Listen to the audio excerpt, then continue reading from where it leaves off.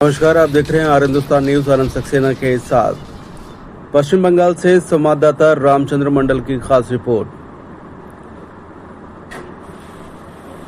इस बार प्रशासन इंग्लिश बाजार इलाके में अवैध कंस्ट्रक्शन के खिलाफ कार्रवाई कर रहा है। पॉलिटिकल ड्रामा शुरू हो गया है। डिस्ट्रिक्ट स्पोर्ट्स एसोसिएशन का साइट पर अवैध कंस्ट्रक्शन।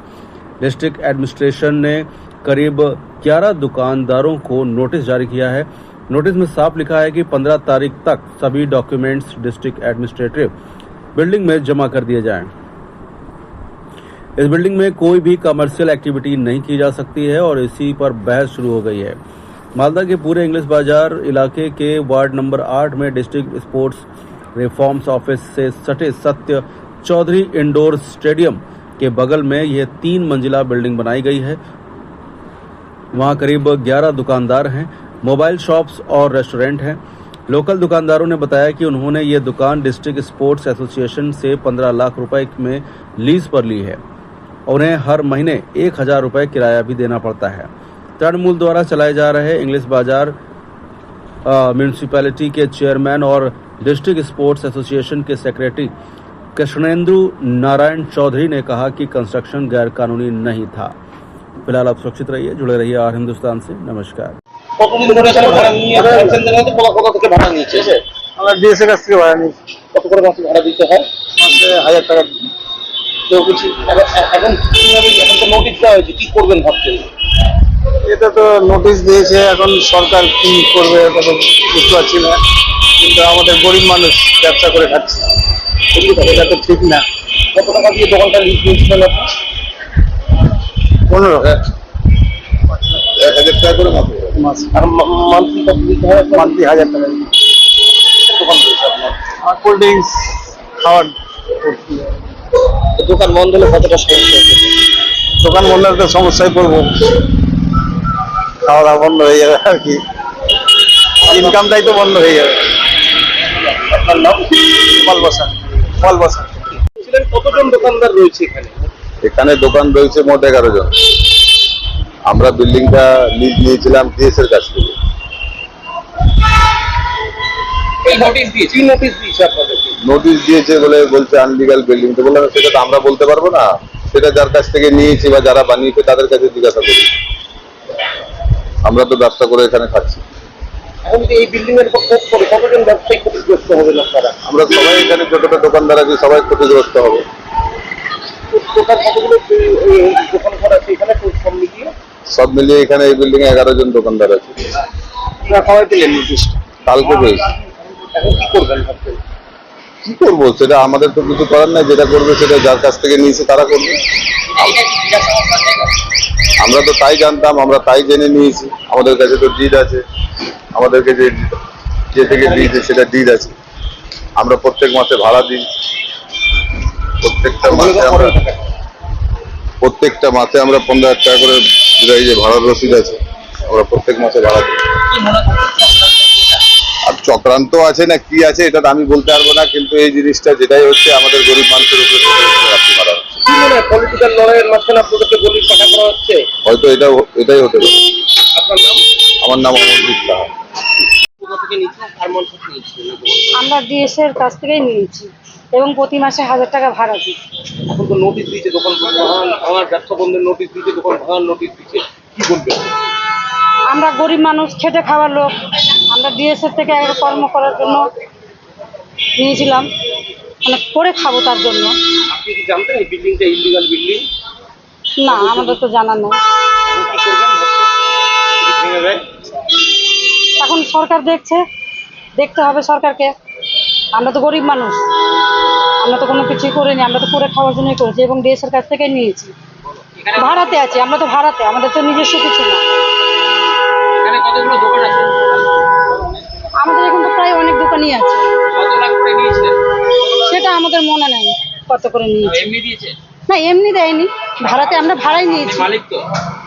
আমার আমার হাজবেন্ড। আমি তো কাজ জানেন না কত করে নিয়েছে? না, আমার জানা নেই। আপনার নাম? আমার নাম কাঞ্চন ঋষি। প্রথমত বলে দিচ্ছি যে আমাদের কাজটা হচ্ছে যে কোনো বিল্ডিং অবৈধ হলে সে কমপ্লেন করতে পারে, আমরা সেটা ইনকোয়ারি করে দেখবো। এটা আপনার ভালো মতো জানেন, এগুলা হাইকোর্ট, সুপ্রিম কোর্ট পর্যন্ত কেস গেছে। যেটা সিভিল ম্যাটার ওটাকে ক্রিমিনাল ম্যাটার করে দিচ্ছে, সেগুলো স্টপ হয়ে গেছে। আমাদের কাজটা কি? আমাদের কাজটা হচ্ছে প্ল্যান আসলে ইঞ্জিনিয়াররা প্ল্যান চেক আপ করে আমাদের ক্ষেত্রে আমরা সাইন করে দিচ্ছি। এই যে অম্লান বাবু এখন দেখছেন, অম্লান বাবু এই দপ্তরের দায়িত্ব ছিলেন, অনেকদিন ছিলেন। তিনি সিআইসি পিডব্লিউডি ছিলেন, উনিও এগুলা দেখেছেন। আমাদের কাছে অভিযোগ আসলেই অ্যাকশন হবে। আর যেটা ডিএস এর দেখছে ওটা ভুল বলছে। জমিটা লিজ আছে ডিএস এর নামে সিন্স লং টাইম। এবার ওইটাকে ওদের ধারণা দোকানদাররা এটা করেছে, দোকানদার করে ডিএস করেছে। আপনি ভালো মতো জানেন, এখানে যখন ওই কোর্টটা চলে আসে তখন হাইকোর্টের যিনি ইনচার্জ ছিলেন তিনি নিজে এসছেন তদারকি করতে, তখন বলছে এইসবগুলো খালি করতে হবে। কোর্টের ভিতরে অনেক গাছপালা বিক্রি হতো, সেগুলা খালি করছে, সবজিগুলো বিক্রি হতো, অনেক লয়ার বসতো, অনেক মোড়ার বসতো, সব খালি করতে বলেছে। তাদেরকে উঠিয়ে ওখানে, না হলে ডিএম অ্যাকুজ হচ্ছিল, এসপি অ্যাকুজ হচ্ছিল, আর পুরসভার চেয়ারম্যানও অ্যাকুজ হচ্ছিল।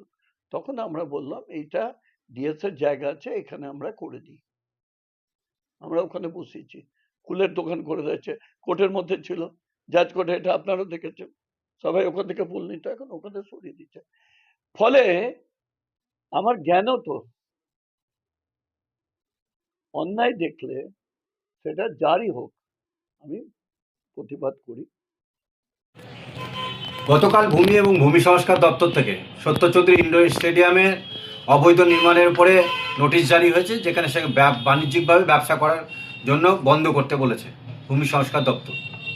আমরা ভারতীয় জনতা পার্টি এবং আপামর জনসাধারণ জানতে চাই যে কার নেতৃত্বে এই অবৈধ নির্মাণ হয়েছে। দেখুন, 2022 সালে, শুধু গতকাল না, 2022 সালের একটি কপি রয়েছে আমাদের কাছে। সেখানে পরিষ্কার দেখা যাচ্ছে যে ভূমি সংস্কার দপ্তর 2022 সালে 22/6/2022 নোটিশ জারি করে বলে দেওয়া হয়েছিল ভূমি সংস্কার দপ্তর থেকে যে কোনোভাবে এই নির্মাণ করা যাবে না। কিন্তু পুলিশ প্রশাসন তথা ভূমি সংস্কার দপ্তরকে, সংবিধানকে বুড়ো আঙুল দেখিয়ে সেখানকার ডিএসএস সেক্রেটারি তথা পৌরসভার চেয়ারম্যান কৃষ্ণেন্দু নারায়ণ চৌধুরী বলপূর্বক মমতা ব্যানার্জির ভয় দেখিয়ে বিল্ডিং কিন্তু নির্মাণ করেছে। শুধু বিল্ডিং নির্মাণে তিনি থেমে থাকেননি, তিনি তার সাথে যে তোলাবাজ, সুদখোর, সন্ত্রাস যারা করে গোটা মালদায়, সেই সাকরেতদের ওই বিল্ডিং বিক্রি করেছে এবং বিল্ডিং অবৈধভাবে তারা করেছে। আমরা ভারতীয় জনতা পার্টি পূর্ণ তদন্ত চাই। যদি এই বিল্ডিং বেআইনি থাকে, বুলডোজার চালিয়ে এই বিল্ডিং ভেঙে দেওয়ার কথা আমরা বলছি, আর্জি রাখছি প্রশাসনের কাছে। এবং যার নেতৃত্বে এটা হয়েছে আমরা চাই তিনি যাতে জেলের মধ্যে থাকেন। কারণ সংবিধান মানবেন না, নিজে সর্বদা দাদাগিরি করবেন, সাধারণ মানুষের উপর চড়াও হবেন, এটা কিন্তু সাধারণ মানুষ সহ্য করবে না। পরিবর্তন হয়ে গেছে। পরিবর্তন এই জন্যই হয়েছে যে সুশাসনের জন্য কিন্তু পরিবর্তন হয়েছে। এই যারা দুঃশাসনরা বসে আছে এখনো চেয়ারে, আমরা চাই নিশ্চিতভাবে এদের পদত্যাগ চাইছি। কারণ গোটা মালদা জেলা জুড়ে প্রচুর এভিডেন্স জমা পড়েছে যে ইনার নেতৃত্বে যতগুলো সাকরেত আছে, তোলাবাজ, সুদের ব্যবসা করছে, যে বিহারি ভাইয়ার মালিক, গোটা মালদা জেলা জুড়ে সন্ত্রাস করছে, সুদের ব্যবসা করছে। 100 এফআইআর জমা পড়েছে থানাতে লিখিত, এবং বহাল তবিয়তে এখনও ঘুরে বেড়াচ্ছে। আমরা ভারতীয় জনতা পার্টি কিন্তু এটা মেনে নেব না। আমরা আর্জি করছি পুলিশ প্রশাসনের কাছে, যাদের বিরুদ্ধে এফআইআর হয়েছে তদন্ত হোক, যদি দোষী তাদের প্রমাণ হয় তাহলে একটাও যাতে বাইরে না থাকে, জেলের মধ্যে যাতে ভরা হয়। ভারতীয় জনতা পার্টির এটাই আমরা চাই যে যারা দোষ করবে তারাই চলে ভেতর থাকবে, সে যেই হোক, পৌরসভার চেয়ারম্যান হোক, ডিএসএস সেক্রেটারি হোক, আর যেই হোক, কেউ ছাড় পাবে না। বিশ্বজিৎ রায়, দক্ষিণ সাংগঠনিক জেলার সাধারণ সম্পাদক, বিজেপি।